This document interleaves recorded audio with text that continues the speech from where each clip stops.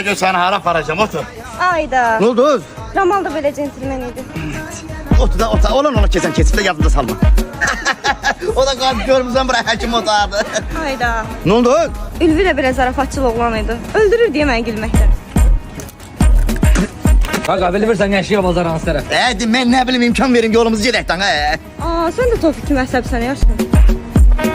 Bol mayonezli hoşuma gelir de. Ayda. Ne oldu indi? Gene kim? Niye zəhər eləyirsən bu çöreği? Kopya Ümit, kopya. Ümit kimi yerəm. Ümit kimi. Ay dedem vay ya. Buy. Firuzənin vurduğu pamada. Sen de bundan vursa öyle. Firuzə. Ha. Keçmiş sevgilin Firuzə. Ha. Bəsdir. Nə olub? Hər yadından çıxartmamısan onu. Ulan bir de dakika var ya. Mən sənin yanında hansısa sevgilinin adını çəkirəm heç? Firuzə oldu, hə? Belə oldu. Heç nə olar? O Firuzə o da sən. Ah be yoxdanlıq bütün əskəri yoldaşlarımın adını çəkmişəm. Firuzə dedim lan.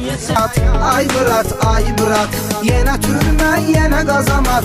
Ay bırak, yaxşısı